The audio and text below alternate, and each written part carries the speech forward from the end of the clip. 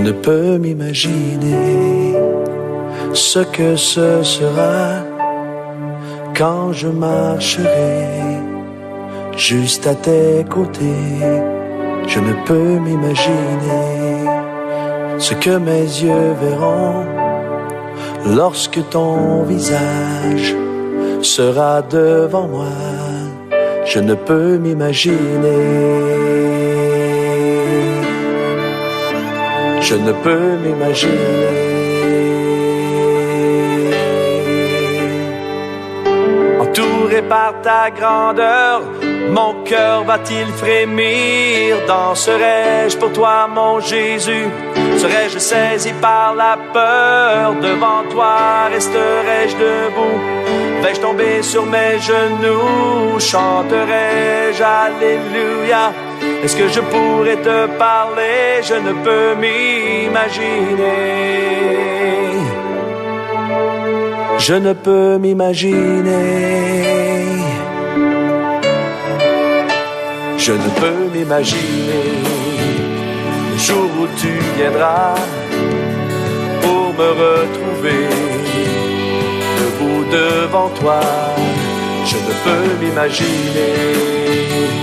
Tout ce que je ferai sera de t'adorer pour l'éternité. Je ne peux m'imaginer. Je ne peux m'imaginer. Entouré par ta grandeur, mon cœur va-t-il frémir? Danserai-je pour toi, mon Jésus? Serais-je saisi par la peur? Devant toi resterai-je debout? Vais-je tomber sur mes genoux? Chanterai-je Alléluia? Est-ce que je pourrais te parler? Entouré par ta grandeur, mon cœur va-t-il frémir? Danserai-je pour toi, mon Jésus? Serais-je saisi par la peur? Devant toi resterai-je debout? Vais-je tomber sur mes genoux? Chanterai-je Alléluia? Est-ce que je pourrais te parler? Entouré par ta grandeur, mon cœur va-t-il frémir? Danserai-je pour toi, mon Jésus? Serais-je saisi par la peur? Devant toi resterai-je debout? Vais-je tomber sur mes genoux? Chanterai-je Alléluia? Est-ce que je pourrais te parler? Je ne peux m'imaginer. Je ne peux m'imaginer. Je ne peux m'imaginer. Je ne peux m'imaginer. Je ne peux m'imaginer. Je ne peux m'imaginer. Je ne peux m'imaginer. Je ne peux m'imaginer.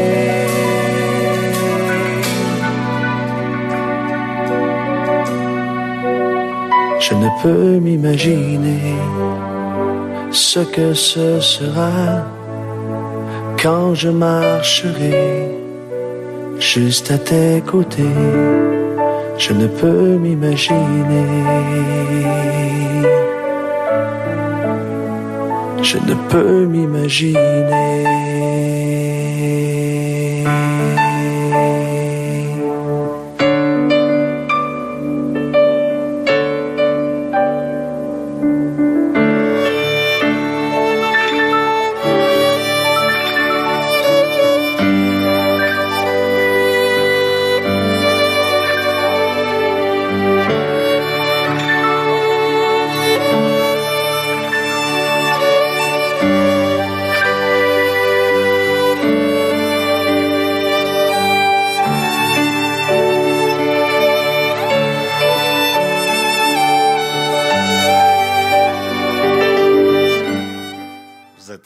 Bienvenue dans cette émission. Nous vous souhaitons de passer d'agréables moments avec le Seigneur au travers de cette étude biblique. Nous remercions chacun d'entre vous pour votre fidélité. Nous avons manqué ces trois dernières émissions, 3 derniers samedis, du fait de la transmission au même moment d'autres événements auxquels nous avions voulu donner plus de visibilité. Et comme les leçons sont toujours là, nous les reprenons là où nous les avons laissées. Et nous bénissons le Seigneur pour la vie de chacun d'entre vous. Et nous sommes heureux de vous avoir avec nous dans la présence du Seigneur. Nous sommes l'église de pentecôtistes des Assemblées de Dieu, ministère, restauration. Nous émettons, notre siège est situé à l'avenue Farapos, au numéro 312, dans la ville de Porto Alegre. Et nous avons pour président du ministère le pasteur Humberto Chimichi Vieira, et qui est celui que Dieu a utilisé pour mettre cette œuvre en place qui se développe de manière inexorable. Nous rendons toute la gloire au Seigneur.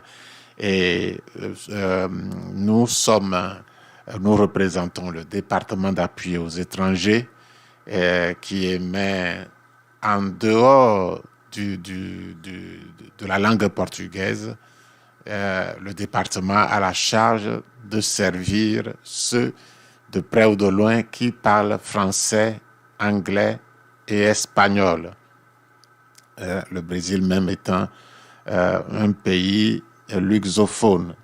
Et donc, nous sommes ici. Je suis votre serviteur, pasteur Hubert. Et aujourd'hui, nous sommes à la leçon numéro 12. Mais avant de commencer cette leçon, nous voulons rendre grâce au Seigneur. Nous voulons te dire merci, notre tendre Père et Dieu. Nos cœurs, notre être sont portés vers toi, reconnaissant que tu es le seul véritable Dieu. Devant toi, tout genou fléchira et fléchit. Toute langue confessera que tu es le seul Dieu. Tu as créé toutes choses. C'est pas ta volonté qu'elles existent et qu'elles ont été créées.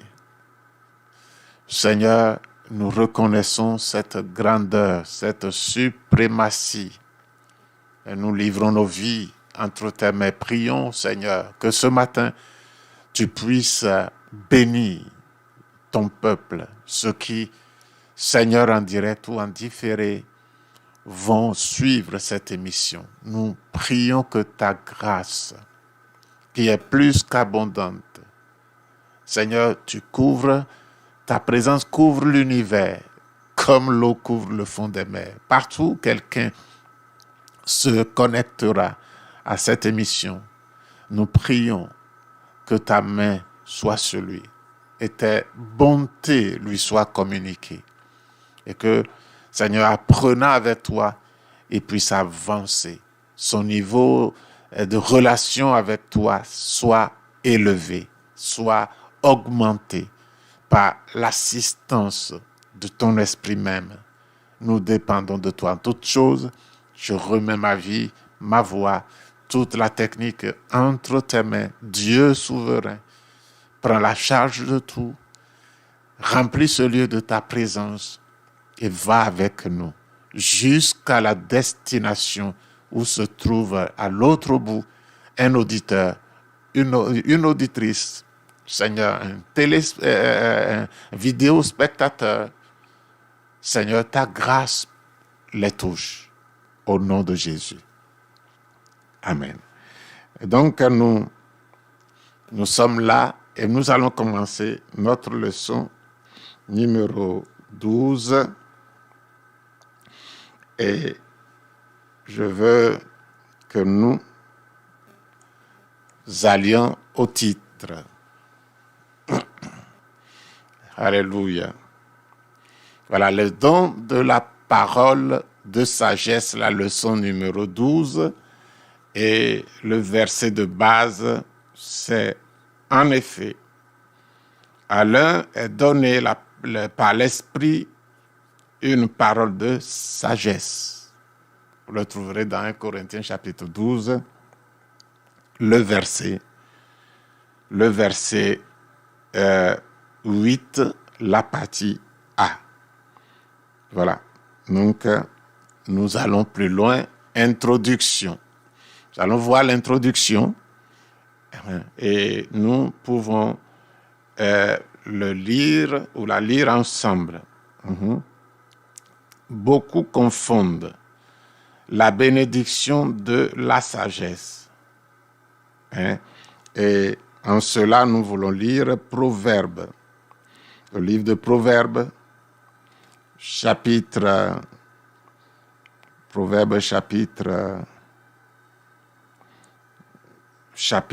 2, le verset 6. Je le lirai. Car l'Éternel donne la sagesse. L'Éternel donne la sagesse. De la bouche ou de sa bouche sortent la connaissance et l'intelligence. Donc, Dieu donne la sagesse.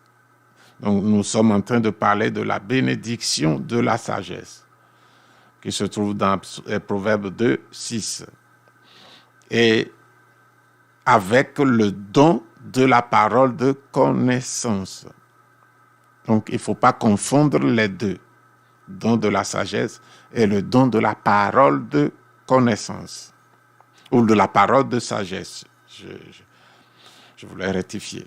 Nous verrons que l'une est distincte de l'autre, alors que la bénédiction de la sagesse est donnée à tous les hommes, même si la nature pécheresse de l'homme a corrompu ce don. Et pourtant, elle se tourne vers l'orientation de la vie quotidienne dans une habilitation intellectuelle. Donc, le don de sagesse, le don, la bénédiction de sagesse est donnée à tous les hommes. Si tous les hommes ne sont pas sages, comme le Proverbe chapitre 2 le dit, ce n'est certainement pas à cause de Dieu. Et nous allons le commenter un peu plus maintenant. Donc, le don, de l'autre côté, le don de la parole de sagesse est la manifestation, c'est une manifestation de l'Esprit Saint guidant l'homme par révélation. Voilà. Par révélation, maintenant. Voilà. Donc, je disais que le don, la parole il faut faire la différence entre bénédiction de la parole de connaissance, de sagesse, et le don de la parole de sagesse. La bénédiction de la sagesse d'un côté et le don de la parole de sagesse de l'autre. Donc, la bénédiction de la sagesse, c'est donné à tous les hommes.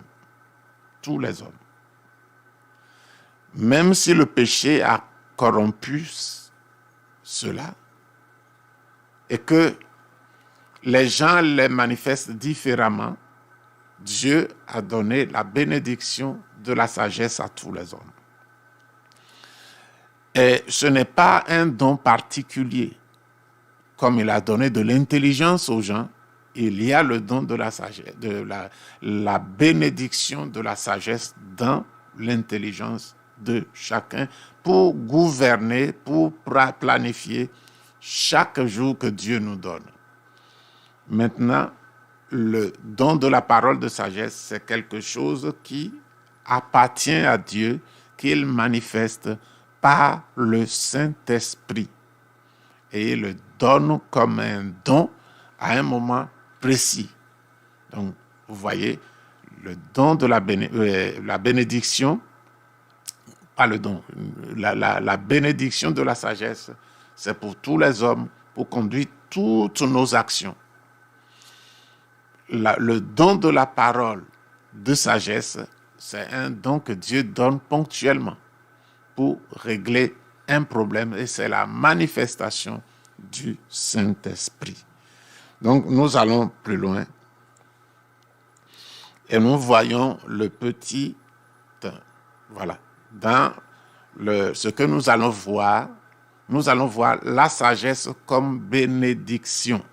Dans ce grand 1, nous voyons la sagesse comme bénédiction. Nous parlons seulement de la bénédiction de la sagesse qui est donnée à tous les hommes. Donc, nous parlerons de la source de la sagesse humaine, puis nous parlerons de la différence entre la sagesse d'en haut et la sagesse terrestre. Même cette sagesse d'en haut est une bénédiction de la sagesse. Ce n'est pas encore le don de la parole de sagesse. Même si la sagesse qui vient d'en haut, que Dieu donne à tous les hommes, c'est de ça que nous allons parler par rapport à la sagesse qui peut être générée par les hommes sur la terre. Donc, nous verrons ça. Nous verrons la sagesse d'en haut, nous verrons la sagesse d'en bas. Nous verrons ce que c'est que le zèle amer dont la Bible nous parle dans la version Louis II 1910. Nous verrons aussi en petit b l'esprit de dispute. Et en grand 2, en petit 2, oui, nous verrons la sagesse du chrétien. Nous verrons la sagesse du chrétien. Donc, c'est ainsi que nous allons procéder. Donc, voilà.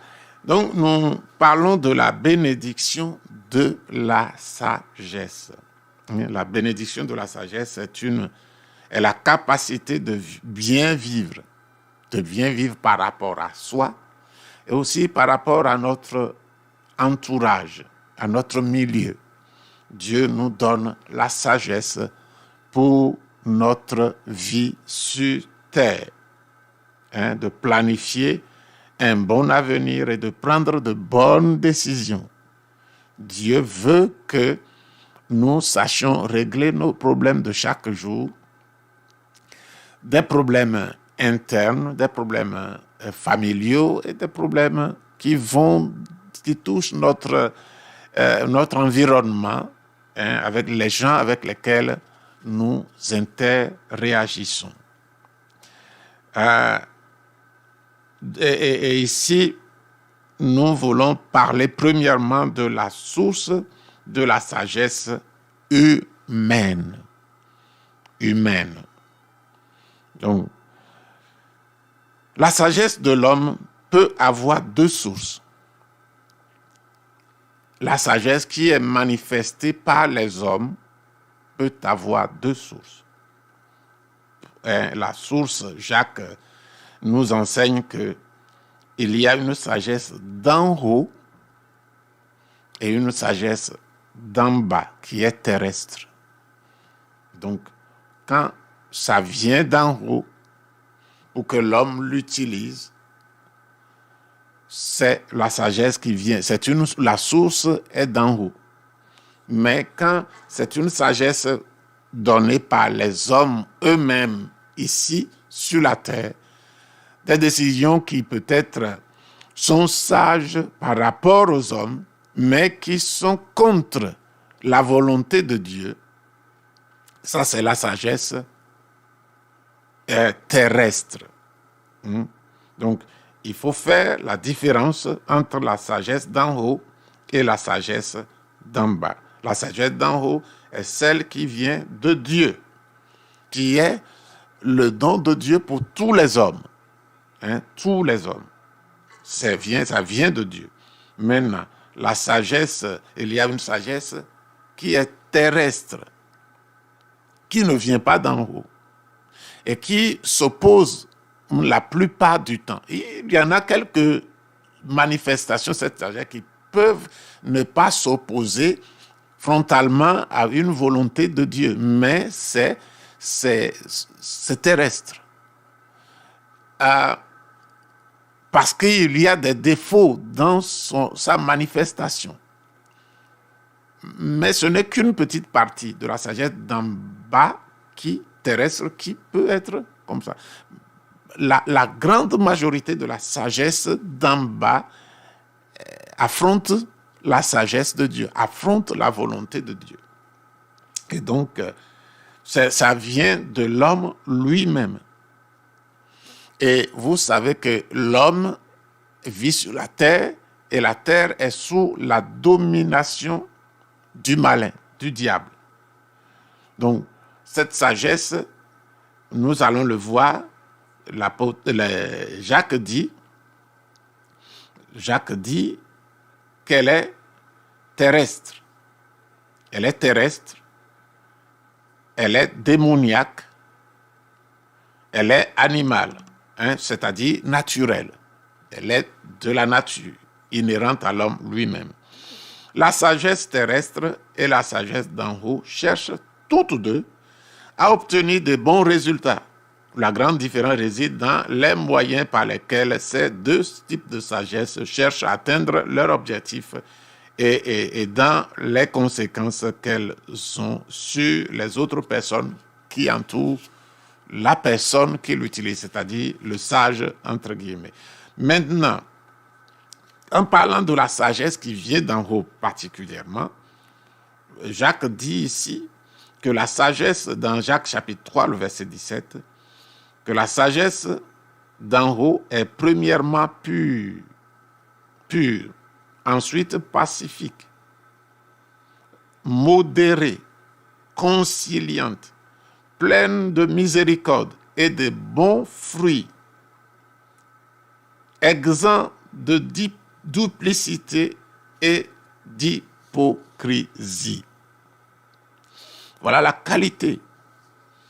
La sagesse d'en haut, elle est premièrement pure.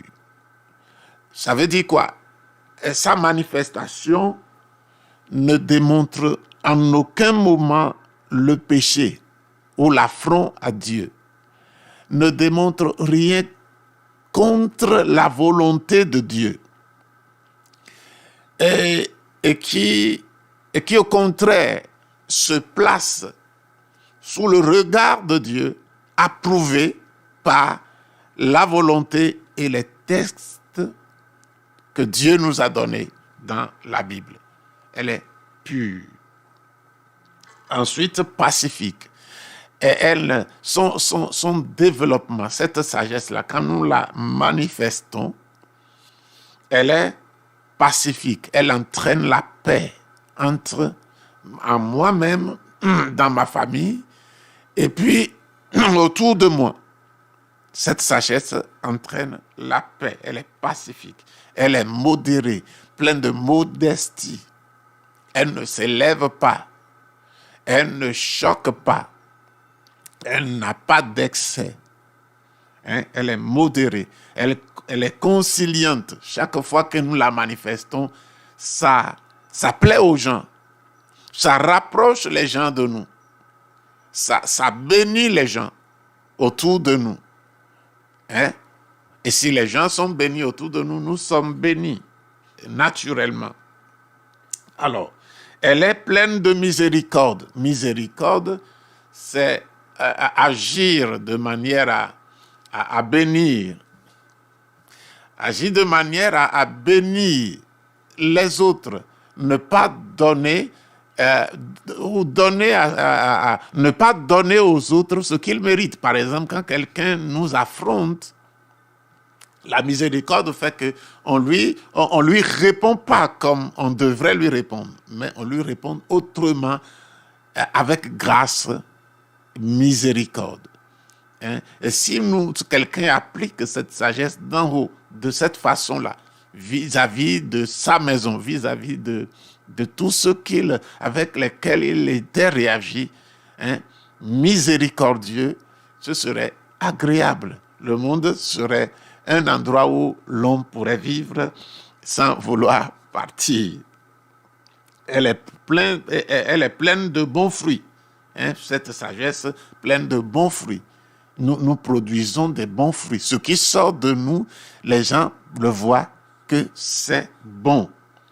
Exemple de toute duplicité, de toute cachotterie, de toute hypocrisie, hein, être un agent, un double, tantôt tu dis oui, tantôt tu dis non. Non, cette sagesse dit oui et toujours oui. Quand elle dit non, c'est toujours non. On peut lire la personne. On peut lire la personne, on ne peut pas, rien ne se cache derrière cette personne de la duplicité. Une personne qu'on ne peut pas lire, c'est possible si on n'a pas fait sa connaissance depuis longtemps. Mais des personnes qu'on connaît, qu'on n'arrive pas à lire, c'est que ces personnes sont vraiment changeantes. Donc, duplicité et d'hypocrisie. Donc, voilà ce que nous pouvons dire de la sagesse d'en haut. Mais la sagesse terrestre, par opposition aux qualités de la sagesse d'en haut, hein, on voit donc que la sagesse terrestre n'est ni pure, ni paisible. Elle a du mal à pardonner. Elle est généralement contestataire, sans pitié. Elle n'exclut pas, hein, elle n'excelle pas toujours en qualité morale, mais toujours dans les résultats. Elle n'excelle pas toujours dans les qualités morales, mais elle vise toujours les résultats, quel que soit le moyen. Hein, la fin justifie les moyens, cette sagesse dit. Elle est pleine de partialité. Elle n'est pas impartiale. Elle traite les gens avec intérêt, ne serait-ce que parce qu'elle se fonde sur les conflits d'intérêts. Et enfin, elle ne renonce pas à la dissimulation. Et elle utilise des fraudes, de la dissimulation pour parvenir à ses fins. Enfin, le même Jacques dit expressément deux caractéristiques de la sagesse terrestre que nous allons voir maintenant. Donc, nous disions que la sagesse d'en haut, nous avons vu ses qualités, ses caractéristiques. Et nous avons dit qu'elle est pure, pacifique, modérée, conciliante, pleine de miséricorde, de bons fruits, exempte de duplicité et d'hypocrisie. Donc, la sagesse terrestre est exactement le contraire de ça, de la sagesse d'en haut. Donc, elle est remplie des choses que nous venons de citer. Elle n'est pas pure, elle n'est pas supportée continuellement par la parole de Dieu, elle n'est pas pure, elle n'est pas paisible, elle a du mal à pardonner. Ceux qui évoluent dans la sagesse terrestre n'ont rien de pur, hein, des pensées impures, des projets avec des buts, pas appréciés par Dieu, pas supportés par la parole de Dieu. Hein, ces gens ne pardonnent pas. Quand elles sont offensées pour de petites choses, oui. Mais quand elles sont vraiment offensées, elles ne pardonnent pas. Ils sont contestataires. Hein, ces gens, cette sagesse ne conteste toujours parce qu'elle a quelque chose à attirer vers soi, n'accepte pas les autres. Elle est sans pitié, elle n'excelle pas toujours en qualité morale, mais toujours elle utilise le principe, la fin justifie les moyens, quels que soient les moyens, et même frauduleux, elle veut arriver au résultat. Donc, Jacques nous dit que cette sagesse, elle est terrestre, elle a deux qualités, ou elle a deux caractéristiques, pas qualité.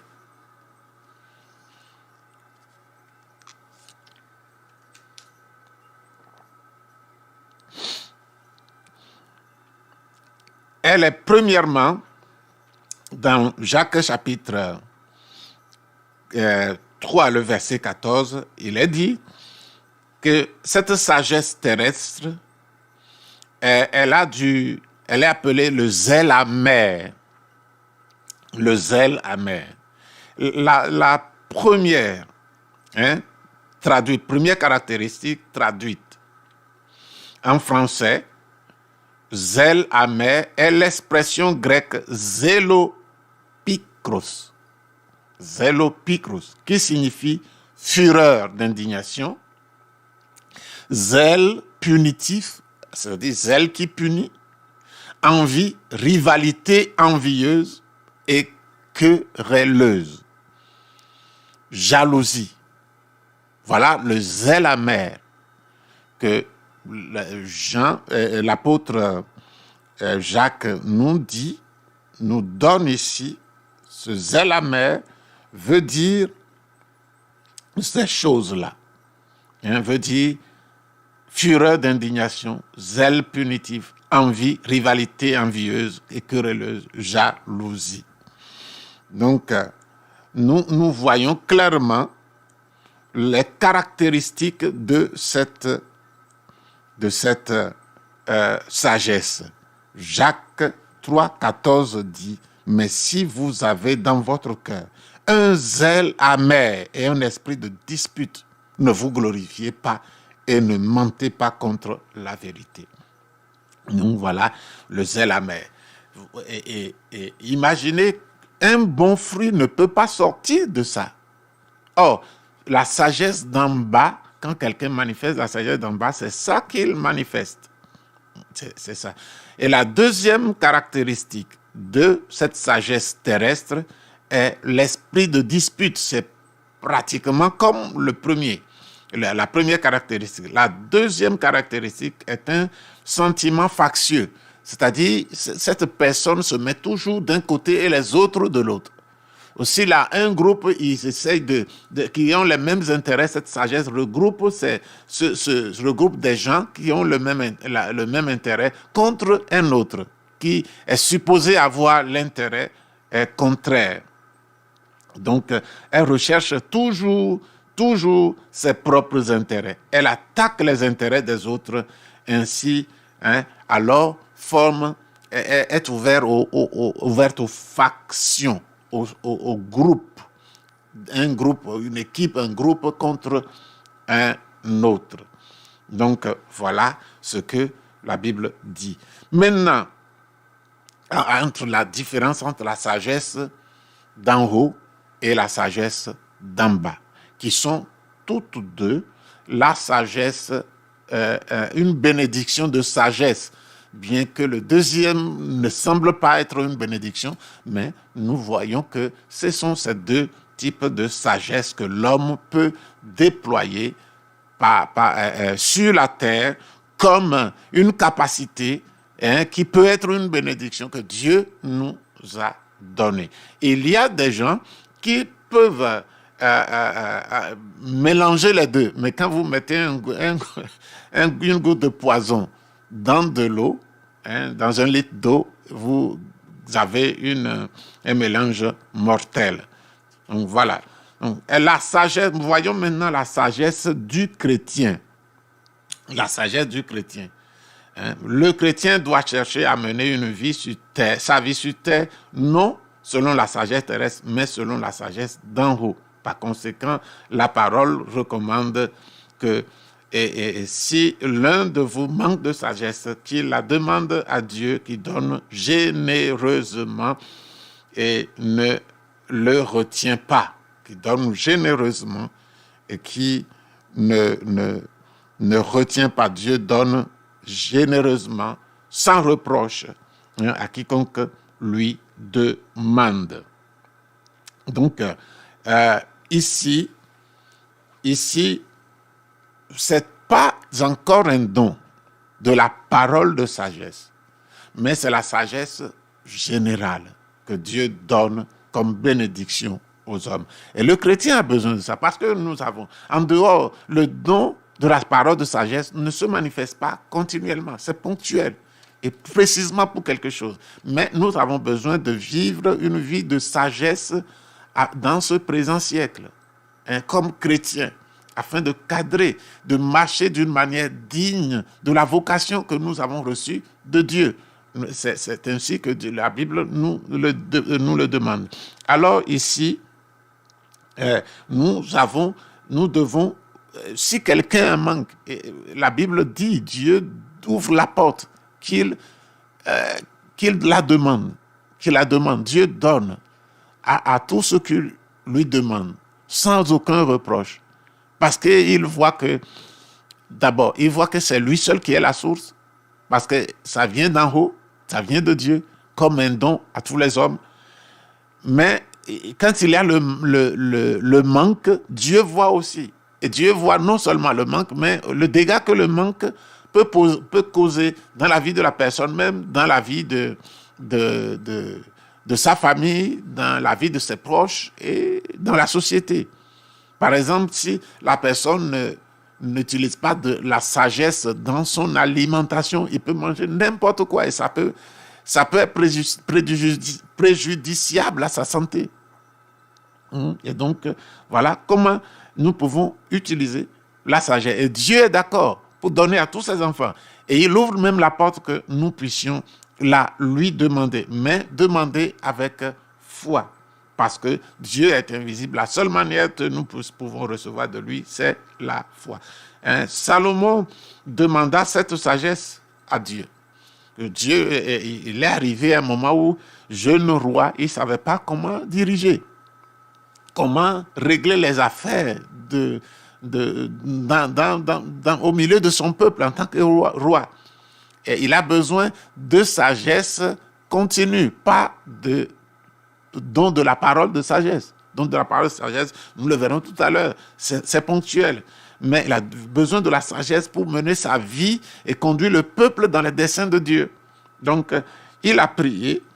Cette prière se trouve dans 2 Chroniques, chapitre 1, le verset 10. Puis, nous lirons le verset aussi 11 à 12 pour voir la réponse que Dieu a donnée, pour montrer que Dieu est disposé pour donner de la sagesse, pour donner à quiconque lui demande. Alléluia. Si vous manquez de sagesse, demandez à Dieu, demandons à Dieu, qui a dit, il a posé la base que celui qui demande reçoit. Demandez et on vous donnera. Pour Dieu, quand nous demandons quelque chose, c'est la première partie. La deuxième partie va suivre, recevoir. Demander et recevoir. Personne ne peut demander et ne pas recevoir. Donc, il dit, Salomon a demandé à Dieu, accorde-moi donc la sagesse et de l'intelligence, afin que je sache me conduire moi-même, lui-même, me conduire à la tête de ce peuple. Car qui pourrait juger ton peuple? Il veut la sagesse pour juger aussi ton peuple, sur le peuple de Dieu, ce peuple grand. Et donc, Dieu, la prière lui a plu. Et Dieu dit à Salomon, il répond à Salomon, puisque c'est là ce qui est dans ton cœur, puisque tu ne demandes ni des richesses, ni des biens, ni de la gloire, ni la mort de tes ennemis, ni même une longue vie, et que tu demandes pour toi de la sagesse, de l'intelligence, afin de juger mon peuple sur lequel je t'ai fait régner. La sagesse et l'intelligence te sont accordées. Dieu lui accorde la sagesse et l'intelligence qu'il a demandé. Et Dieu continue et dit, je te donnerai en outre des richesses, des biens, de la gloire, comme n'en a jamais eu aucun roi avant toi et comme n'en aura aucun après toi. Dieu a béni, il a béni le roi Salomon de cette façon-là. Alors, nous voyons donc que la bénédiction de la sagesse est donnée pour une vie correcte, victorieuse sur la terre, grâce à une capacité intellectuelle de résolution de problèmes et de prise de décision. Dieu sait, nous sommes des êtres sociaux. Nous vivons dans une société. Et la société commence par nous-mêmes, puis par notre famille, puis par les autres. Et les autres peuples. Donc, nous avons besoin de vivre avec sagesse pour gérer la paix, pour gérer les ressources pour tout le monde, pour que chacun sache où commence sa liberté et où elle s'achève et où commencent celles des autres. Pour planifier, nous avons besoin de sagesse et Dieu a donné à chacun. Mais si quelqu'un dans un milieu, face à un défi, trouve qu'il est insuffisant, Dieu met à la disposition de tous les hommes de la sagesse comme bénédiction et qu'il donne à tous ceux qui lui demandent. Il y a une certaine sagesse que nous pouvons manifester, mais quand nous sommes devant un problème, une activité qui mérite, une affaire qui mérite plus, nous pouvons demander à Dieu et recevoir. Parce que Dieu veut que la vie sur terre soit gérée selon la sagesse qu'il a départie à tous les hommes. Puisque chacun a besoin de savoir où commence sa liberté, ses intérêts, et où il s'arrête, et là où commence celle des autres. Donc, voilà ce que nous pouvons dire sur la sagesse terrestre, ou la sagesse humaine, qui est composée de la sagesse d'en haut et de la sagesse de Dieu d'en haut, de la sagesse d'en bas, terrestre. Donc, et le chrétien se met directement du côté de la sagesse d'en haut. Maintenant, voyons là en grand 2 la parole de sagesse comme don de l'esprit. Comme don de l'esprit. Maintenant, nous verrons le concept et le fondement biblique de la doctrine sur le don de la parole de sagesse. Puis, en petit 2, nous lirons un texte au milieu. En petit 2, nous voyons l'insuffisance de la bénédiction de la sagesse. Nous revenons pour voir qu'à un moment donné, la bénédiction de la sagesse que Dieu a donnée à tout le monde va rencontrer des moments où ce serait vraiment impossible de trouver, même qu'on est sage socialement, on ne peut pas régler certains problèmes, surtout dans la vie du peuple de Dieu, dans la vie de ceux qui appartiennent à Dieu. Et là, ça peut concerner une personne, ça peut concerner une famille, ça peut concerner le peuple de Dieu, ça peut concerner une autre personne parmi le peuple de Dieu, et ça peut même concerner la société. Dieu peut agir de cette façon, parce qu'il est un Dieu, le Dieu de tous, et le Dieu à qui toute chose appartient. Donc, nous allons parler de ça en cas d'insuffisance de la sagesse, de la bénédiction de la sagesse. Le don de la parole de sagesse va intervenir. Alors, nous verrons en petit A, bénédiction de la sagesse et de la foi. Et en 3, nous verrons la différence entre la bénédiction de la sagesse et le don de la parole de sagesse. Et petit 4, nous verrons le but du don de la parole de sagesse. Donc, c'est ce que nous allons voir. Donc, je crois que c'est la première partie.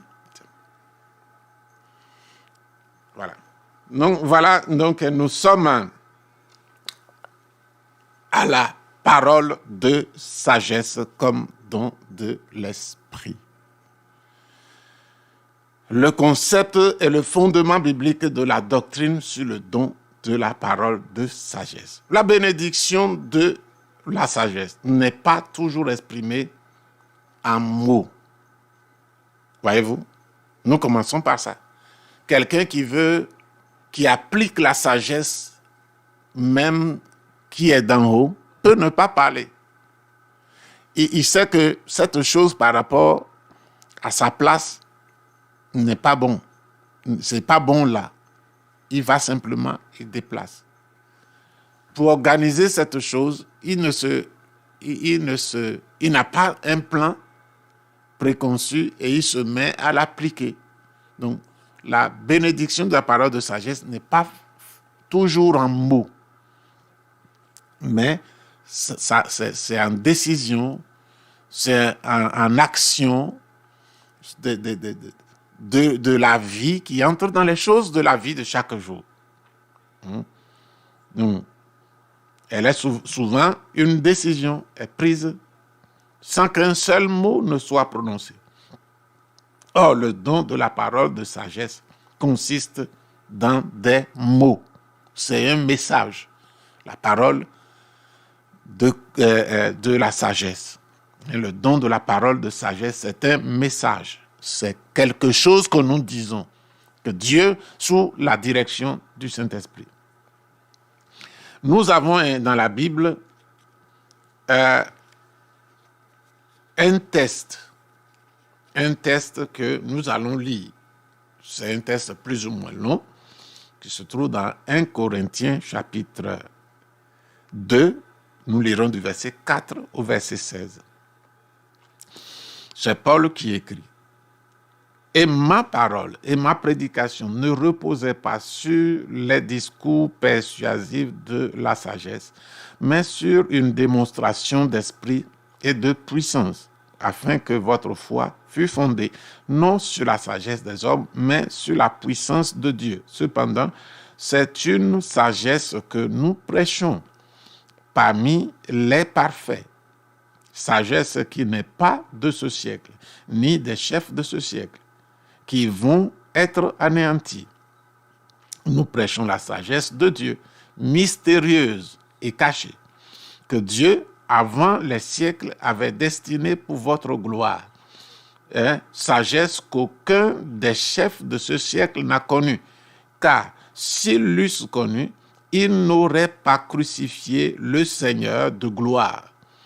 Mais, comme il est écrit, ce sont des choses que l'œil n'a point vues, que l'oreille n'a point entendues et qui ne sont point montées au cœur de l'homme.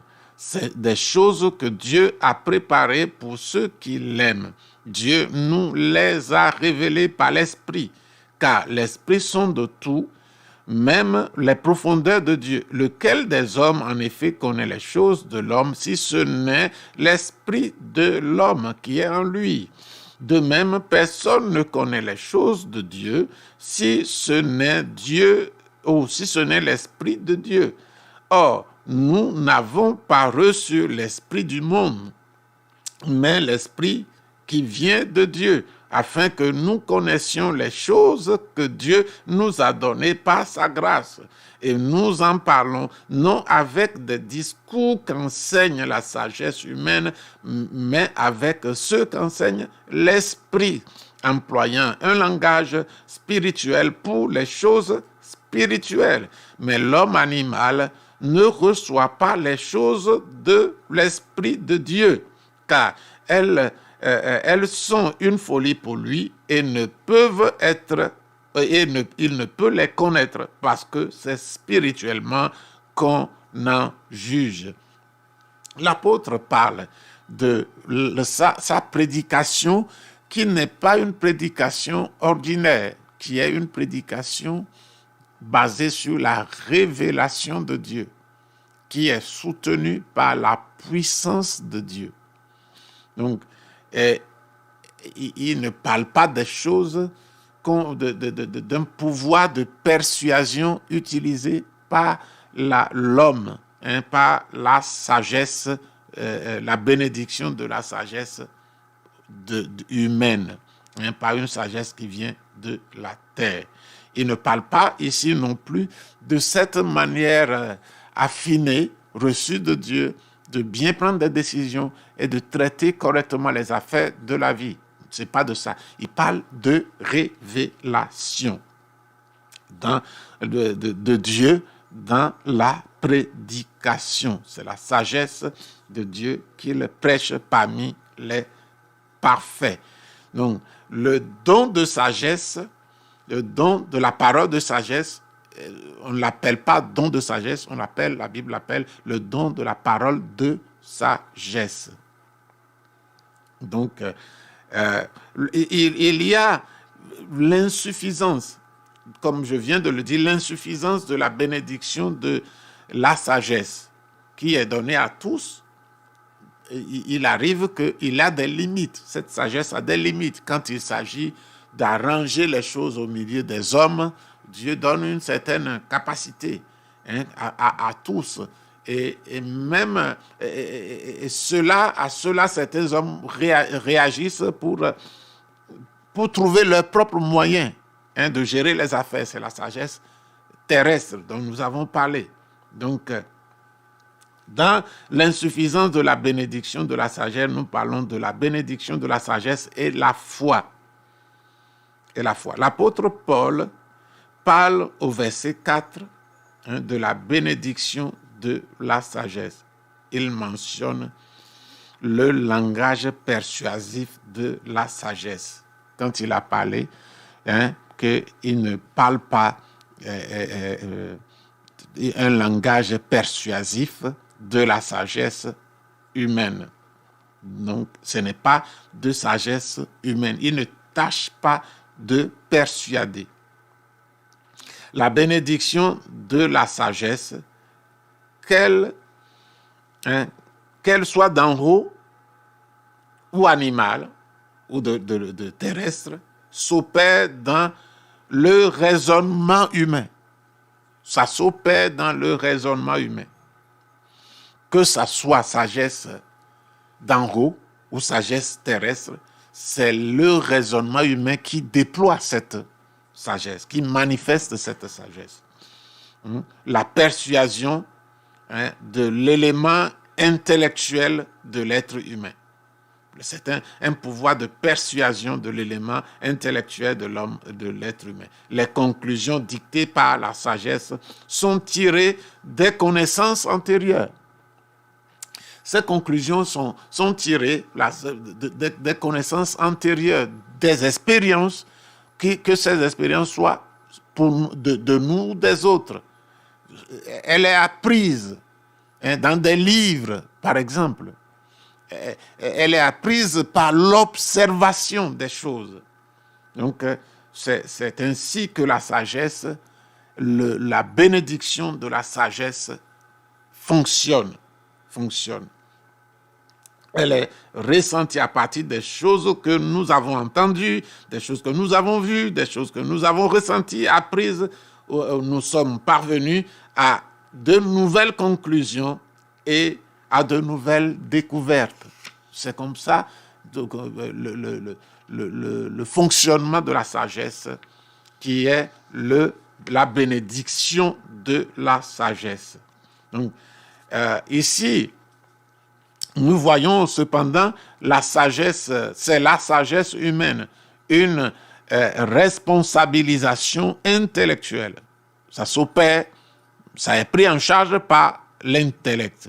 Paul explique ensuite qu'en matière de foi, nous ne pouvons pas compter sur la bénédiction de la sagesse humaine. En matière de foi, nous ne pouvons pas compter sur la bénédiction de la sagesse humaine. Même si cette sagesse vient d'en haut, même si elle vient de Dieu, nous ne pouvons pas compter pour nourrir notre foi. Notre foi ne se nourrit pas dans notre raisonnement, dans notre intellect. Non. Bien que la sagesse humaine de Paul ne soit pas animale, Paul, c'est un homme instruit, rempli du Saint-Esprit. Et donc, il a la sagesse humaine. Il a de la sagesse humaine. Mais il dit ici qu'il met cette sagesse humaine de côté. Il a mis cette sagesse humaine de côté. Pourtant, sa sagesse n'est ni animale, ni démoniaque. La sagesse humaine qui est terrestre est démoniaque, animale. Et l'apôtre ne s'y est pas fié pour amener les gens à Dieu. Pour passer, pour évangéliser, pour conduire quelqu'un à Dieu, il n'est pas question de sagesse humaine, de don ou bien de bénédiction du don, de la sagesse. Il ne s'agit pas d'utiliser la bénédiction de la sagesse. Il faut quelque chose de plus, de supérieur, reçu de Dieu. Donc, le besoin d'une sagesse supérieure à celle normalement donnée aux hommes. Nous avons besoin d'une sagesse supérieure. Ainsi, le texte se terminait au verset 5. On pourrait dire que Paul combattait la sagesse et ne mettait l'accent que sur la manifestation de la puissance. Mais Paul ne combat pas la sagesse. Il veut dire quelque chose supplémentaire. Cependant, au verset 6, il avertit qu'il ne méprise pas la sagesse des hommes, la sagesse qui est bénédiction de Dieu, qui peut être d'en haut ou d'en bas. Mais Paul voulait souligner quelque chose. C'est ce qu'il souligne dans le verset 6 et verset 7 en disant « C'est une sagesse que nous prêchons parmi les parfaits. » Sagesse qui n'est pas de ce siècle, ni des chefs de ce siècle, qui vont être anéantis. Nous prêchons la sagesse de Dieu, mystérieuse, cachée, que Dieu, avant les siècles, avait donnée pour notre gloire. Donc, la plupart insistent sur le fait que la sagesse humaine ne peut en aucun cas atteindre la sagesse divine. La sagesse de Dieu est infiniment supérieure à la sagesse de l'homme. Que cette sagesse soit une bénédiction reçue de Dieu ou terrestre. Il y a des occasions où c'est seulement la sagesse de Dieu, donnée de Dieu, qui peut régler les problèmes. Et surtout le problème de la prédication pour amener des âmes à la conversion, pour implémenter une décision qui est une intervention particulière de Dieu. Et cela, comme nous l'avons dit, doit être exprimé. La différence entre la bénédiction de la sagesse et le don de la parole de sagesse. Tout ce que nous disons, vous avez déjà pu comprendre quelques aspects de cette différence. Donc, dans le passage que nous avons lu, dans 1 Corinthiens chapitre 2, le verset 4 à 16, Paul parle au verset 9 de la différence entre la bénédiction de la sagesse et le don de la parole de sagesse. Alors que la sagesse humaine travaille à partir des choses connues, des choses connues aux choses inconnues, à travers un processus d'application de la logique et du raisonnement.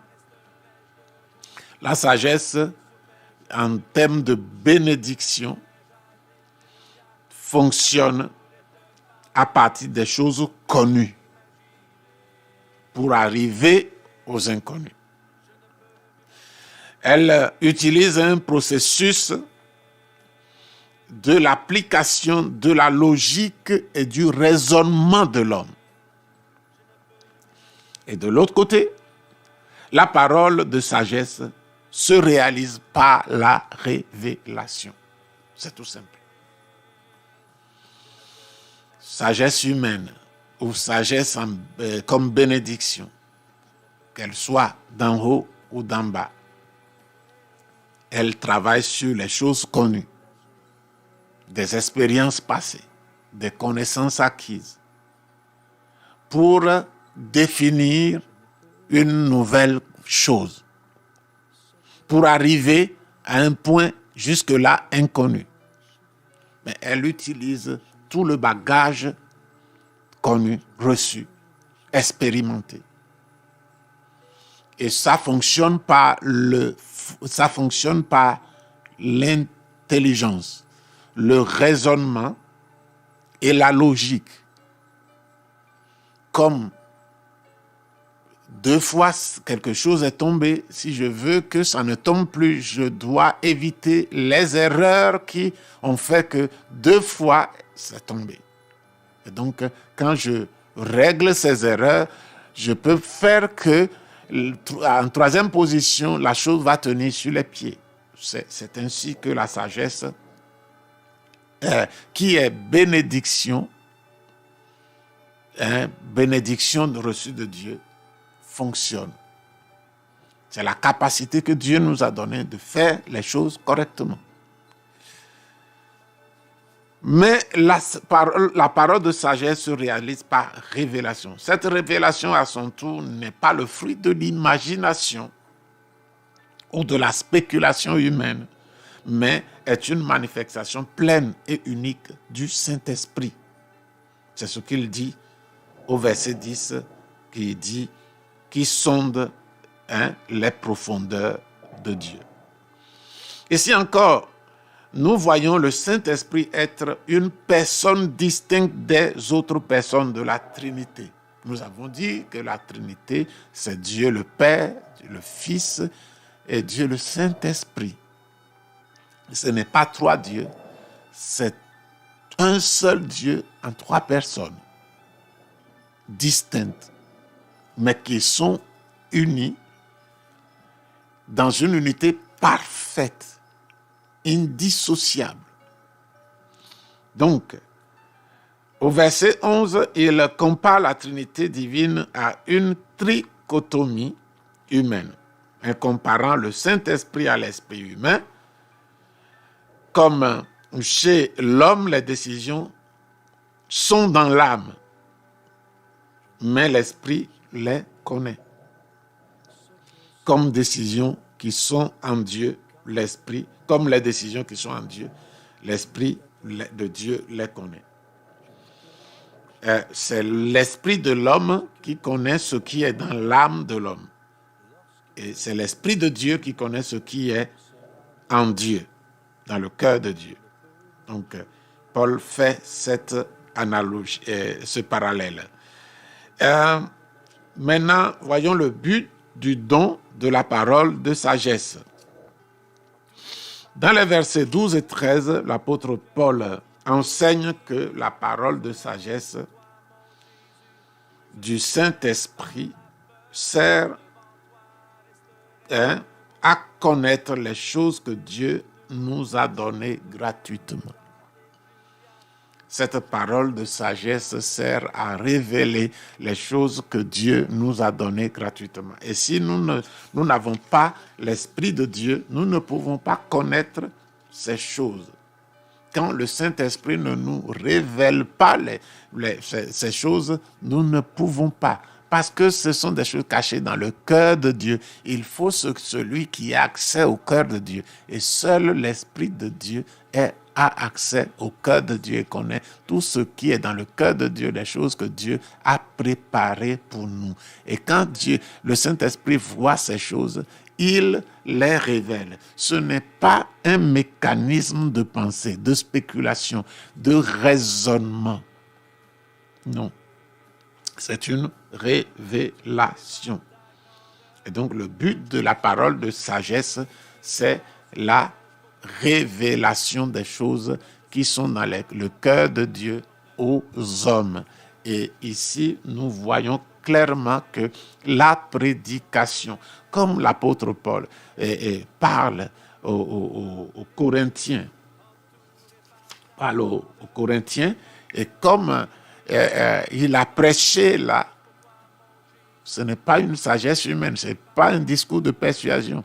Donc, nous croyons que nous devons chercher chaque prédicateur, chaque personne qui partage dans un cercle restreint, moyen, ou dans un grand cercle, touchant des milliers de personnes, des centaines de milliers de personnes, par exemple. Et normalement, partout, la parole de Dieu doit être prêchée. Elle doit être prêchée par le Saint-Esprit. Le prédicateur doit recevoir toujours ce que Dieu veut dire. Et comment il reçoit? c'est par la révélation. Par la révélation. Il y a certaines prédications dans lesquelles on ressent clairement que ce n'est pas lui. Et quelques personnes ont l'habitude de dire ça vient du trône de Dieu. C'est pour dire que ça vient du cœur de Dieu. Le Saint-Esprit a sondé, a vu ce qui est dans le cœur de Dieu et il l'a mis dans le cœur, il l'a révélé au prédicateur. Et le prédicateur ayant reçu doit parler, doit le faire connaître. Parce que c'est pour ce but-là que le Saint-Esprit l'a révélé. Donc, nous voyons clairement ce que nous pouvons appeler, à quel but c'est la parole de sagesse. Mais maintenant, ce n'est pas toujours dans le but de la prédication. Ça peut être que Dieu révèle ce qui est dans son cœur pour quelqu'un. Pour quelqu'un. Ce que Dieu a préparé pour quelqu'un. La parole de sagesse, nous disons qu'elle traite de l'avenir, de ce que Dieu veut révéler pour que une décision, un comportement soit adopté, ou que la personne soit dirigée d'une certaine manière selon le don de la parole de sagesse. Ça concerne le futur, du présent au futur. Et nous avons déjà dit que la parole de connaissance traite du présent vers le passé. Donc, voyons bien les choses. Alors, maintenant, nous allons voir la bénédiction de la sagesse et les dons de la parole de sagesse et de connaissance. Nous ajoutons maintenant la connaissance.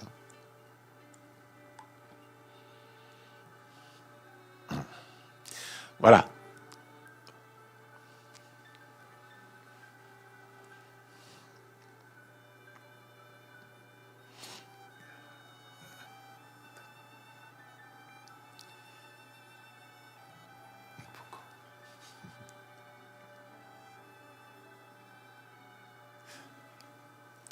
Donc, nous allons voir la bénédiction de la sagesse.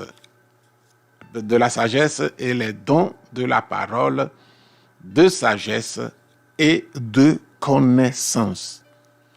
Donc, il y a cette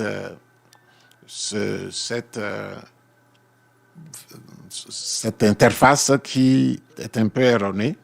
Donc, je veux le dire, ce que nous allons voir dessus. Premièrement, nous allons parler de la différence entre la bénédiction de la sagesse et les dons de la parole de sagesse et le don de la parole de connaissance.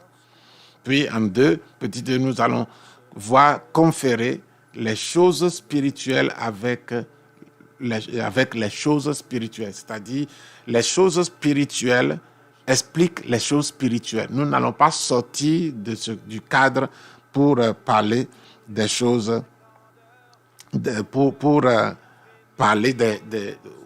expliquer les choses spirituelles par les choses matérielles. Voilà. Donc, ici, il y a une différence entre la bénédiction de la parole de sagesse, du don. Je recommence parce que l'idée est un peu longue. Il y a une différence entre la bénédiction de la sagesse, le don de la parole de sagesse et le don de la parole de connaissance. Nous sommes déjà passés par le don de la parole de connaissance. Nous voyons que, alors que la bénédiction de la sagesse est la capacité de prendre des décisions, de résoudre des problèmes, le don de la parole de sagesse est la manifestation du Saint-Esprit qui nous apporte la connaissance de ce que Dieu a déjà préparé pour ceux qui l'aiment. Donc, le don de la parole de sagesse révèle ce que Dieu a déjà préparé pour ceux qui l'aiment. Donc, jusque-là, les choses sont claires. Bénédiction de la sagesse, c'est prendre les décisions, les bonnes décisions, résoudre les problèmes, bien raisonner pour rendre la vie agréable. La parole de sagesse, c'est la manifestation du Saint-Esprit qui nous apporte, qui nous révèle, qui nous apporte la connaissance de ce que Dieu a préparé pour nous, pour ceux qui l'aiment. Ici aussi, nous voyons la différence entre le don de la parole de sagesse et le don de la parole de connaissance. Tandis que par le don de la parole de sagesse, l'Esprit Saint nous révèle ce qui est dans le cœur de Dieu. Par la parole de connaissance, l'Esprit nous révèle les secrets du cœur de l'homme. Les secrets du cœur de l'homme. N'est-ce pas beau ça? Le don de la parole de sagesse révèle le cœur de Dieu. Le don de la parole de connaissance révèle le cœur de l'homme, ce qui est caché dans le cœur de l'homme, que Dieu voit et Dieu veut l'utiliser. Dieu veut le révéler, que la chose soit bonne ou mauvaise. Donc, parole de bénédiction de sagesse, c'est ce que Dieu a donné à tous pour prendre les bonnes décisions, pour résoudre des problèmes, rendre la vie agréable, savoir où commence ma liberté, où elle s'arrête et où celle commence, celle des autres, pour que la société, moi-même, je sois en accord avec Dieu, je sois en accord avec ma famille, avec les autres. Il y a une sagesse que Dieu donne. Et là aussi, il a dit que si quelqu'un a manque, qu'il demande, il va donner. Il a une sagesse à la disposition de l'homme comme bénédiction qui vient de la bonté de Dieu. Maintenant, il y a la parole, le don de la parole de sagesse, qui est une action exclusive du Saint-Esprit qui révèle ce que Dieu a dans le cœur, qu'il a préparé pour nous. Qu'il a préparé pour nous. Maintenant, la parole de connaissance, c'est ce qui est caché dans le cœur de l'homme que Dieu révèle exclusivement par l'action du Saint-Esprit. Voilà une bonne définition, un bon éclaircissement de ces trois concepts. Alors maintenant, nous voyons conférer les choses spirituelles avec les choses spirituelles. C'est-à-dire expliquer les choses spirituelles par des choses spirituelles. Comparer les choses spirituelles aux choses spirituelles. Faire coïncider les choses spirituelles avec des choses spirituelles. Donc, dans le domaine spirituel, il ne faut pas aller chercher quelque chose dehors. Il faut que tout ce que Dieu nous a donné de spirituel, que ce soit en révélation ou à ce qui est écrit, les choses spirituelles doivent être expliquées, doivent être comparées, doivent être coïncidées avec les choses spirituelles.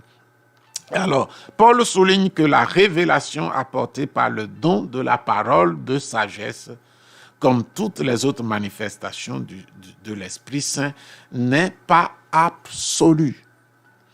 Tout ce que c'est là que la Bible est magnifique.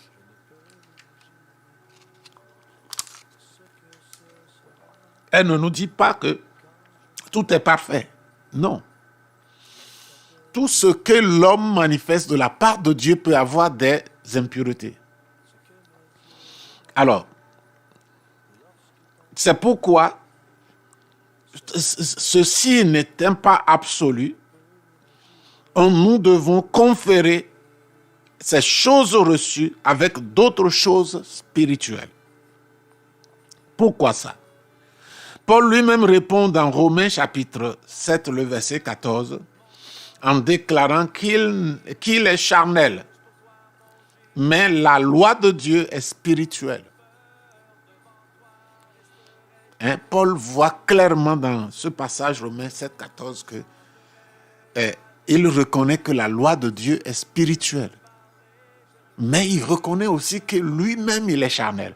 Et on ne peut pas lier les autres, les deux. Ce qui est spirituel ne peut pas être lié à ce qui est spirituel.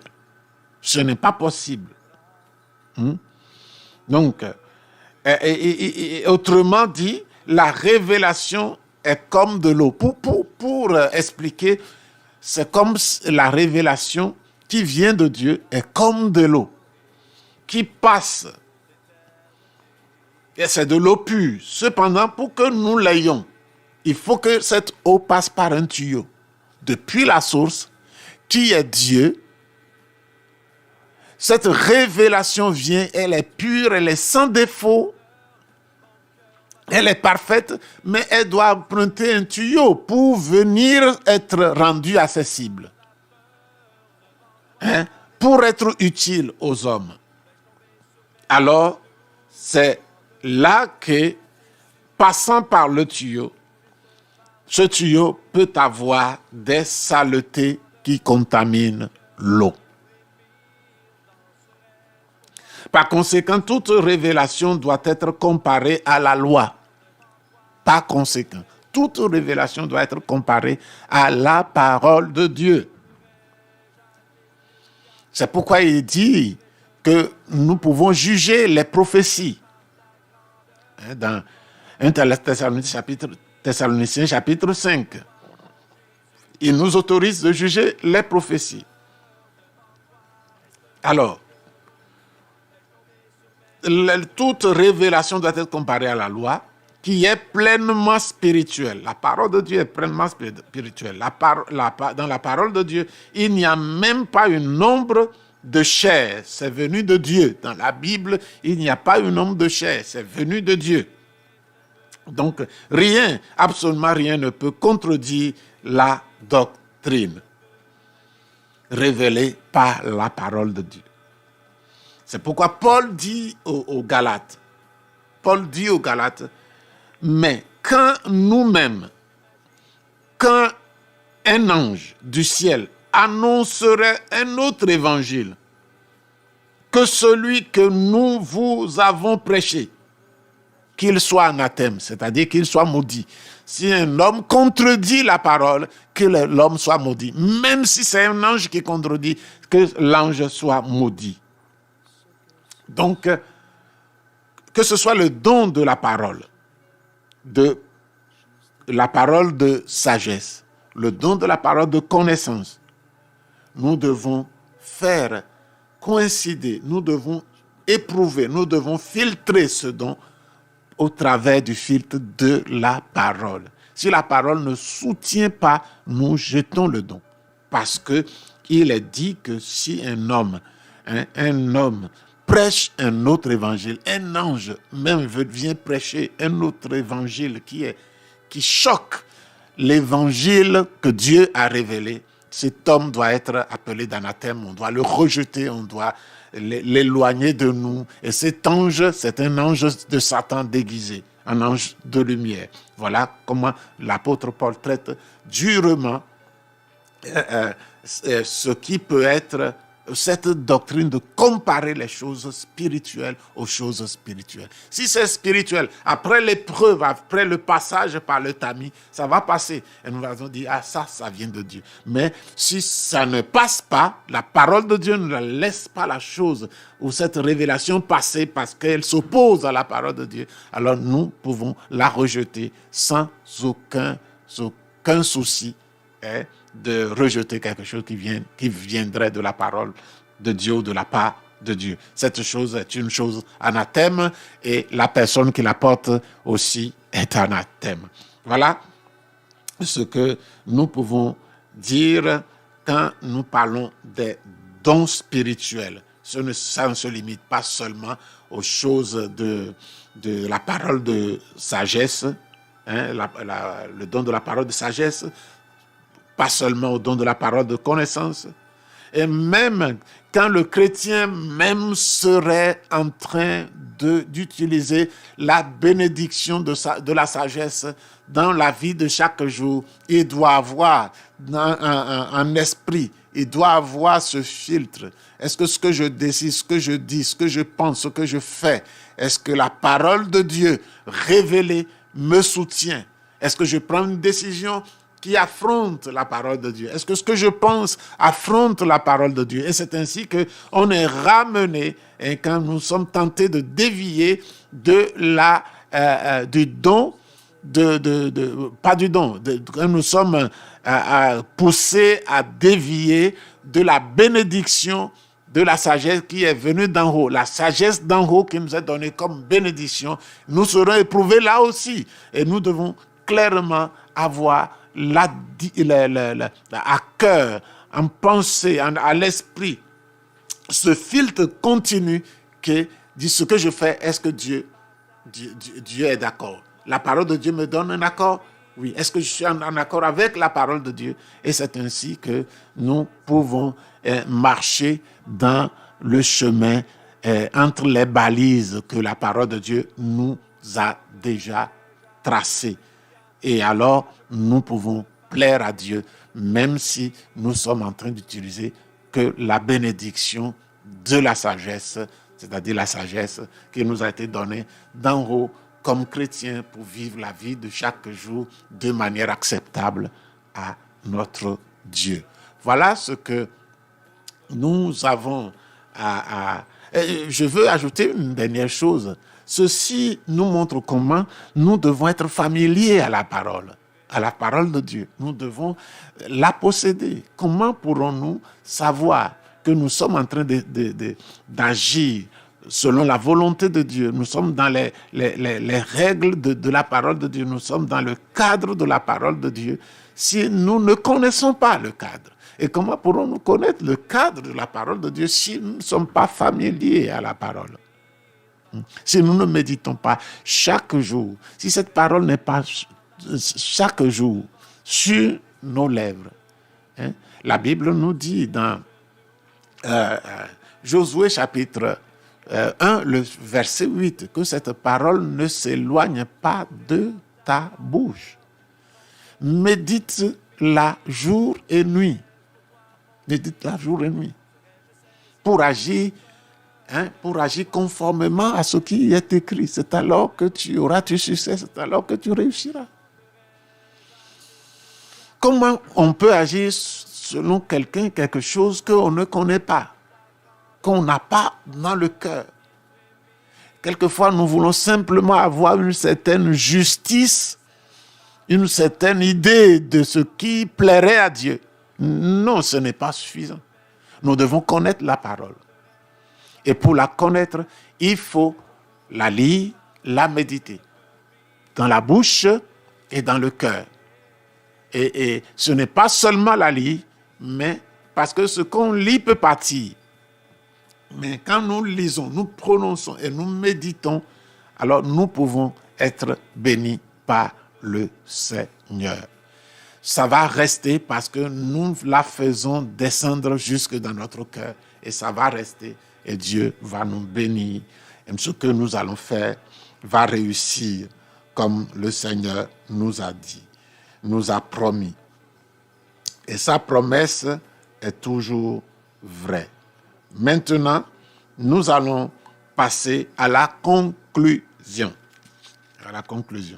Alors, en conclusion, nous disons, comme pour les autres dons, nous devons demander à Dieu de manifester le don de la parole de sagesse dans nos vies. Comme ce sera extraordinaire lorsque chaque responsable de congrégation ou de département prendra des décisions en fonction de la manifestation de ce don. Donc de la parole de sagesse, du dessein de Dieu qui est dans le cœur de Dieu pour ceux qui dirigent. Quelle victoire pour les croyants quand, dans leurs décisions professionnelles, familiales, ils font l'expérience de la révélation donnée par Dieu concernant sa propre volonté. Quand Dieu est donné, Dieu nous donne, nous sommes heureux. Quand Dieu révèle sa volonté, c'est parfait. Nous sommes en paix et nous ne craignons pas de nous tromper. Et même si ça paraît une décision solitaire, une décision inhabituelle, si nous la recevons de Dieu, ça va donner son résultat parce que Dieu a révélé ce qui est dans son cœur. Puisse le Seigneur nous aider à gérer notre vie selon non seulement le don, selon non seulement la bénédiction de la bénédiction de la sagesse, mais aussi selon le don de la parole de sagesse. Nous avons déjà parlé du don de la parole de connaissance. Aujourd'hui, nous étions en train de parler du don de la parole de sagesse. Que le Seigneur nous bénisse. Restez continuellement dans sa présence. Quand vous êtes à la maison, ayez sa présence. Restez dans sa présence. Quand vous sortez, sortez avec sa présence. Quand vous rentrez, rentrez avec sa présence. Demeurez dans sa présence. Lisez la parole. Méditez la parole. Et c'est ainsi que, sans nous rendre compte, cette parole va commencer à abonder dans notre cœur. Et le Saint-Esprit est l'esprit de la parole. Va continuer, va exercer de plus en plus sa domination sur nous, pour nous conduire, pour nous diriger, pour faire tomber nos lacunes, nos faiblesses, même nos péchés avec lesquels nous luttons, et nous faire vivre dans une abondance de Dieu. Pas, la sécheresse s'en ira et nous serons des gens bénis, un homme béni, une femme bénie, une famille bénie, une église bénie, parce que nous laissons Dieu travailler au travers de nous par, entre autres, cette bénédiction de la sagesse qui vient d'en haut, cette bénédiction d'en haut de la sagesse, mais aussi ce don de la parole de sagesse que nous avons reçu aujourd'hui. Que le Seigneur vous bénisse et vous garde jusqu'à la prochaine. Alléluia. Seigneur notre Père, nous te rendons grâce et nous te bénissons. Tu es digne de recevoir la gloire, toute la louange. Merci pour ta parole. Elle est la vérité. Et je voudrais recommander cette parole à nos cœurs, au Saint-Esprit. Utilise ces paroles pour nous rapprocher un peu plus de toi, un peu plus du Père. Utilise cette parole pour briser un peu plus les choses qui nous empêchent d'aller plus loin avec toi. Utilise ces paroles pour éclairer notre esprit, notre âme, et que notre corps soit conduit à plus d'obéissance. Notre âme puisse être renouvelée, Seigneur, dans son intelligence, pour accepter les choses de Dieu. Seigneur notre Père, nous avons besoin de toi. Mon frère a besoin de toi, ma sœur a besoin de toi, et nous te demandons, Seigneur, tu connais chacun. C'est quelqu'un qui serait peut-être couché sur son lit avec son téléphone portable qui regarde. Seigneur, bénis-le, Seigneur. Bénis-le. S'il est malade, tu es celui qui nous guérit. Tu es l'Éternel qui nous guérit. Touche-le, touche-la. Et qu'il reçoive ta bénédiction. Cette bénédiction que tu as exprimé par les meurtrissures, au travers des meurtrissures de Jésus, par lesquelles tu as ôté toutes nos maladies. Jésus les a portées. Et je déclare la guérison dans le corps de celle-là, de mon frère, de ma soeur qui souffre maintenant. Et je prie, Seigneur, que cette douleur, cette source de maladie soit arrachée maintenant de son corps au nom de Jésus et qu'il expérimente la guérison maintenant au nom de Jésus. Nous te donnons toute la gloire et toute la louange parce que tu es notre Dieu. À toi l'honneur et la gloire au nom de Jésus. Amen. Alors que Dieu vous bénisse et à la prochaine.